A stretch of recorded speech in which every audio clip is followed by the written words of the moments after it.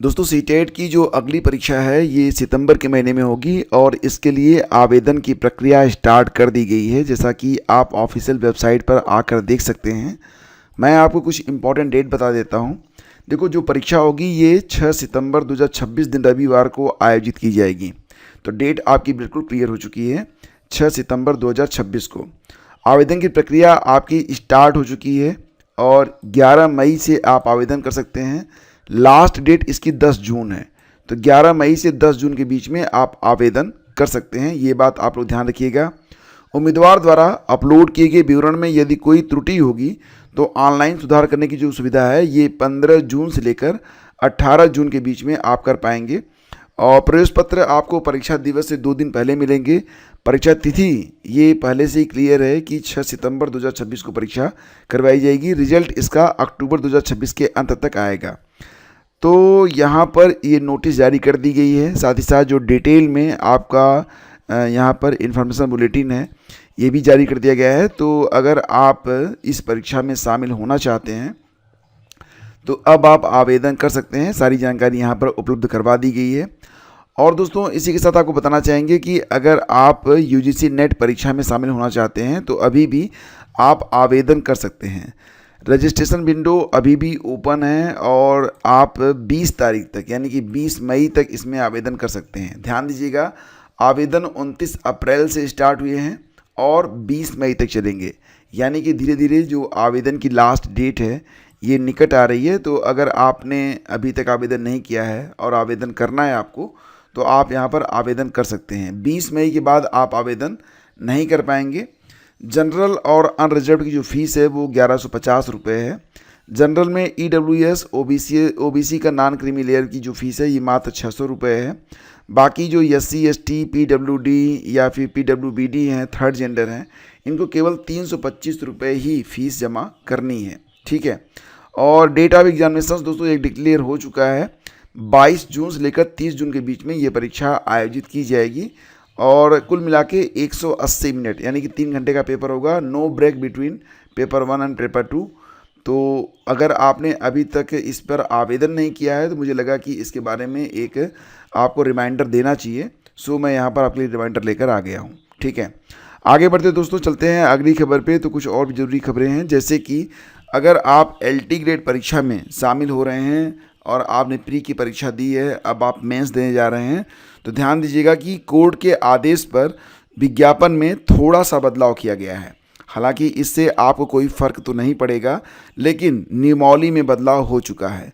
जैसा कि दोस्तों आप सभी लोग जानते हैं कि LT ग्रेड में चयन होने के पश्चात आपको कक्षा 6 से 10 तक आपको पढ़ाने की जिम्मेदारी सौंपी जाती है। लेकिन हाल ही में 2 याचिकाएं हाई कोर्ट में पड़ी थीं और उसमें ये कहा गया था कि जो भी लोग LT ग्रेड में चयनित हो रहे हैं वो अगर टेट पास नहीं है, यानी कि टीचर एलिजिबिलिटी टेस्ट पेपर 2 पास नहीं है, तो कक्षा 6 से 8 तक पढ़ाने की योग्यता वो नहीं रखते हैं। NCT के रेगुलेशन के मुताबिक कक्षा 6 से 8 तक पढ़ाने के लिए TET का पेपर 2 पास होना कंपलसरी है। हालांकि जब LT ग्रेड का विज्ञापन जारी हुआ था तो उस समय टेट की कोई बाध्यता नहीं थी। तो ऐसे भी लोगों ने आवेदन किया हुआ है जो टेट पास नहीं है, यानी कि जिनका टेट का पेपर 2 क्लियर नहीं है, ऐसे लोगों ने भी आवेदन किया हुआ है। तो फिलहाल जो मामला कोर्ट में था उसको देखते हुए अब यहाँ पर एक शुद्धि पत्र जारी किया गया है आयोग के द्वारा, जिसमें कोर्ट के आदेश को ध्यान में रखा गया है। We direct the commission to issue corrigendum clarifying that the advertisement relates to requirement of teacher for class 9 and 10। यानी कि अब जो LT ग्रेड से ये भर्ती प्रक्रिया आगे चल रही है उसके लिए हाईकोर्ट ने कहा है कि आयोग इस बात के लिए एक शुद्धि पत्र जारी करे जिसमें ये बताया गया हो ये जो भर्ती हो रही है केवल 9 और 10 के लिए हो रही है। मतलब ये जो शिक्षक चुने जाएंगे वो कक्षा 6, 7, 8 में नहीं पढ़ाएंगे, केवल 9 और 10 में पढ़ाएंगे। तो इसके बारे में दोस्तों आयोग की वेबसाइट पर यह सूचना जारी कर दी गई है और इसमें कहा गया है कि माननीय न्यायालय के पारित उक्त निर्णय दिनांक 2 अप्रैल 2026 के समादर में माध्यमिक शिक्षा विभाग द्वारा प्रेषित सहायक अध्यापक प्रशिक्षित स्नातक श्रेणी पुरुष महिला परीक्षा 2025 के सभी विषयों हेतु अध्याचन के सापेक्ष शिक्षकों का चयन कक्षा 9-10 के अध्यापन कार्य हेतु किया जाएगा। ठीक है, तो माध्यमिक शिक्षा अनुभाग 2 उत्तर प्रदेश शासन के पत्र संख्या 606 15/2/2026 दिनांक 22 अप्रैल 2026 के क्रम में विज्ञापन संख्या A5 मतलब जो एल टिकट का विज्ञापन है तो इसे संशोधित किया गया है। मतलब अब अगर आपका चयन होता है तो आप एल टी गेट के अंतर्गत केवल कक्षा 9 और 10 में पढ़ाएंगे, कक्षा 6, 7, 8 में आप पढ़ाने के लिए पात्र नहीं होंगे।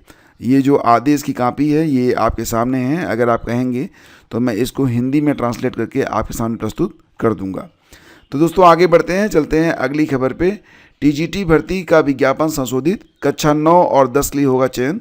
तो आज के अखबारों में भी ये खबर जो है प्रमुखता से प्रकाशित की गई है और बताया गया है कि 22 अप्रैल 2026 के आदेश के क्रम में 28 जुलाई 2025 को जारी विज्ञापन को संशोधित माना गया है। मतलब अब ये जो लोग चयनित होंगे वो केवल कक्षा 9 और 10 में ही पढ़ाएंगे, बाकी कोई बदलाव नहीं है। और अगर आपने परीक्षा दी है तो आपको चिंता करने की ज़रूरत नहीं, बल्कि आपकी जो जिम्मेदारियां हैं थोड़ी कम हो गई हैं। कक्षा 6, 7, 8 में आप नहीं पढ़ाएंगे। तो ये सारी जानकारी आज के अखबारों में भी है। सीबीएसई 12वीं का परिणाम आज जारी हो सकता है, तो ध्यान दीजिएगा इस पर भी। तो सीबीएसई का जो रिजल्ट है वो आज 12वीं का वो आज जारी हो सकता है।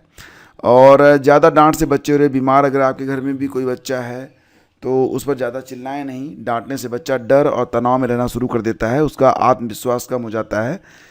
तो धैर्य के साथ उसको जो है हैंडल करें, अपनी आवाज़ धीमी रखें लेकिन लहजा सख्त हो। इससे बच्चा डरेगा नहीं बल्कि बात की गंभीरता को समझेगा। बच्चे को डांटने के बजाय उससे पूछें कि उसने ऐसा क्यों किया। जब संवाद होता है तो बच्चा अपनी गलती खुद महसूस करना सीखता है। अगर गुस्सा आ रहा है तो उस समय बच्चे पर चिल्लाने से परहेज जरूर करें। शांत होने के बाद बच्चे को समझाएं कि उसका व्यवहार गलत क्यों था। तो ये ज़रूरी चीज़ें हैं। और दोस्तों नीट की जो परीक्षा हुई है फिलहाल ये भी विवादों में आ चुकी है, जैसा कि अखबारों में ये खबर प्रमुखता से प्रकाशित की गई है। और जॉनी जॉनी यस पापा पर छिड़ी बहस, कविता हटाने को केंद्र को पत्र लिखेंगे उच्च शिक्षा मंत्री। तो फिलहाल इस पर भी बात करेंगे। पहले तो देख लेते हैं कि नीट में क्या विवाद चल रहा है। तो केरलम से राजस्थान तक पहुंचा नीट का सैंपल पेपर। अब देखो दोस्तों बात यहाँ पर यह है कि नीट की परीक्षा हो चुकी है 1, 2, 3 मई को, और अब इस पर एक नए प्रकार का विवाद जो है वो खड़ा हो चुका है। अब विवाद क्या है कि एक सैंपल पेपर है जिसमें बहुत सारे प्रश्न ऐसे हैं जो कि परीक्षा में पूछे गए हैं।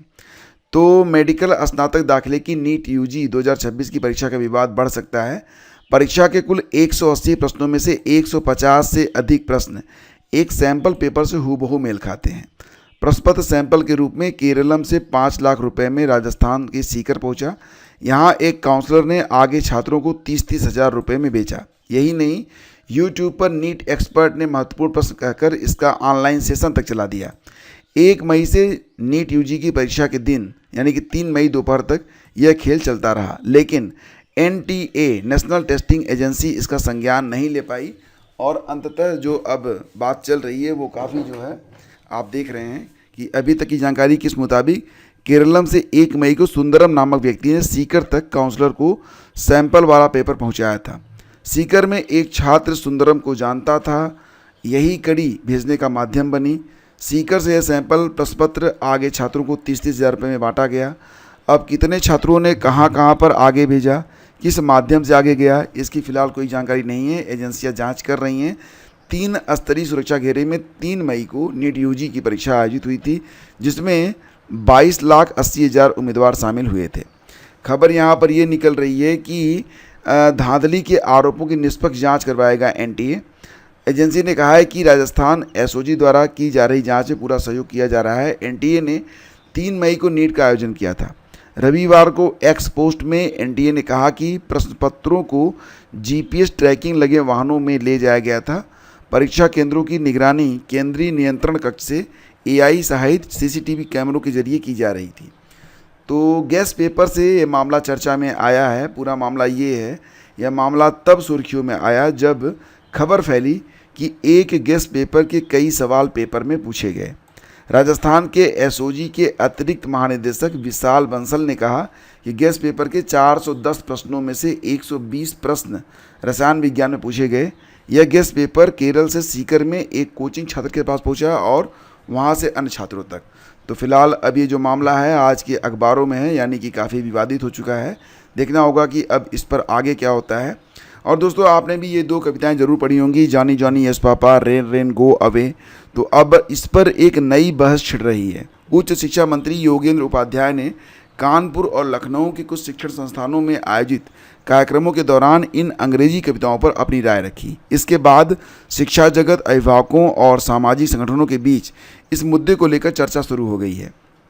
बात यहाँ पर यह है कि ज़्यादातर जो शिक्षाविद हैं और कुलपति हैं, उन्होंने इस आपत्ति को सही भी ठहराया है। सोमवार को विधान भवन सभागार में पत्रकार वार्ता में उपाध्याय ने कहा, कुछ विपक्ष नेता और पूर्वाग्रही बुद्धिजीवी भाव की गहराई समझे बिना उनके वक्तव्य की आलोचना कर रहे हैं।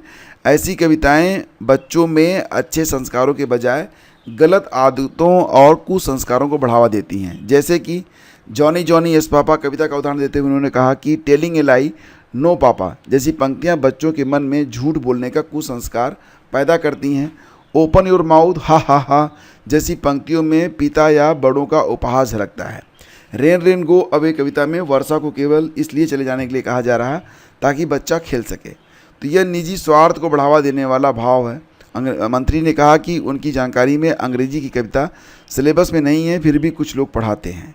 तो मतलब ये जो कविताएं हैं, अब इस पर एक नई बहस छिड़ गई है। और मोदी बोले, कोरोना महामारी की तरह इस संकट से भी बाहर निकल आएंगे। ऑनलाइन कक्षाओं और काम को प्राथमिकता दें, परेशान ना हो, देश में पर्याप्त पेट्रोल डीजल।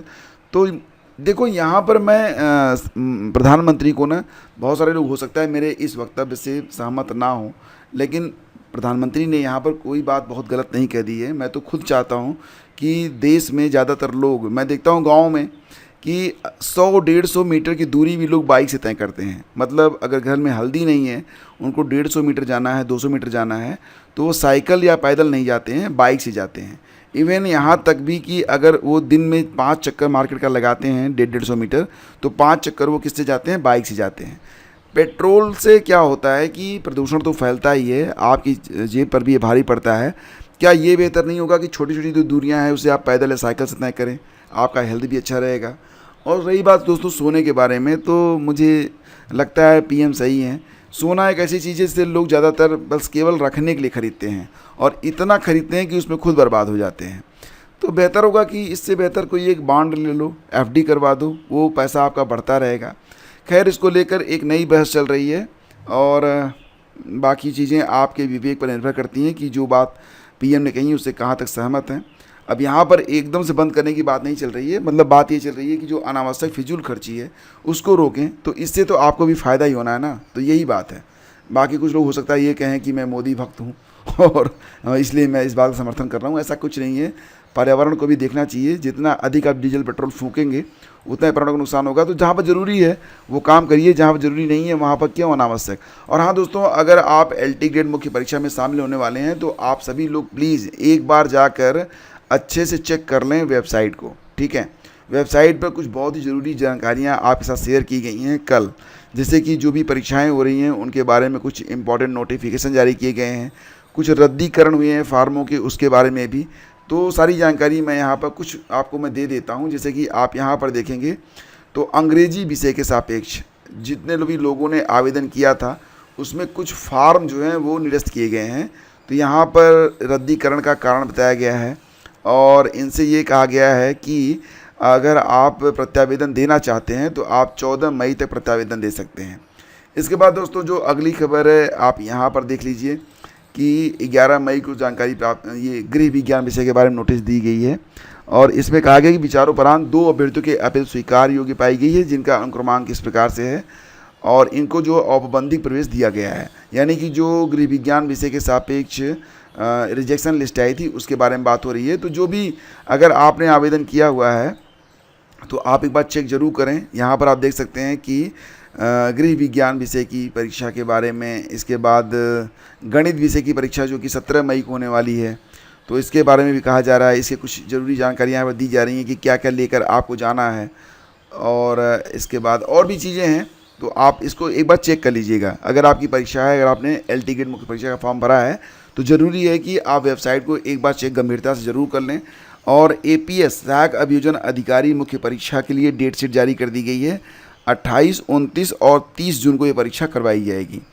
तो हालांकि अपरिहार्य परिस्थिति में परीक्षा कार्यक्रम परिवर्तन हो सकते हैं, ये बात तो हमेशा लिखी रहती है, लेकिन 28, 29 और 30 तारीख को सहायक अभियोजन अधिकारी की मुख्य परीक्षा का आयोजन लखनऊ जनपद में करवाया जाएगा। इसके बारे में नोटिस जारी कर दी गई है।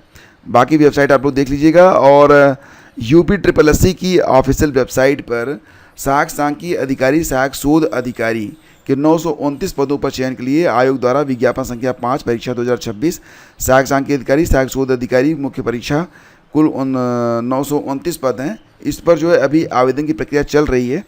तो दोस्तों यहाँ पर पूरा जो पदवार सारी जानकारी उपलब्ध करवाई गई है और ये भी बताया गया है कि अभी आप 15 मई तक आवेदन कर सकते हैं। तो अगर आपने आवेदन नहीं किया है तो आवेदन कर दीजिए।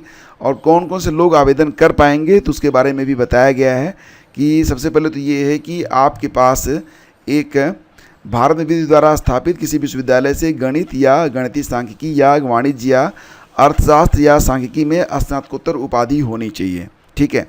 इसके अलावा डोएक से ओ लेवल या फिर किसी भी यूनिवर्सिटी से मान्यता प्राप्त संस्था से 1 वर्ष का डिप्लोमा होना चाहिए। तो अगर इतनी चीज़ें आपके पास हैं तो आप यहाँ पर आवेदन कर सकते हैं। 1 जुलाई को 21 वर्ष की आयु आपके पास होनी चाहिए, 40 वर्ष की आयु प्राप्त न की हो। ठीक है। तो ये सारी जानकारी दोस्तों, फ़िलहाल ये सारी अपडेट है आप लोगों के लिए और सेशन को भी समाप्त करते हैं। मिलते हैं आपसे अगले वीडियो में। पुनः मैं कहना चाहूँगा कि LT ग्रेड के अभ्यर्थी मुख्य परीक्षा में जो शामिल हो रहे हैं वो वेबसाइट को एक बार गंभीरता से चेक करें और यहाँ जो सबसे ऊपरी लिंक दिया गया रहता है ना, इसको ज़रूर चेक करिएगा। व्यू ऑल पर क्लिक करके फिर आपको सारी नोटिस एक जगह पर दिख जाएगी जो आपसे संबंधित है, उसको एक बार आप चेक कर लें। Thank you.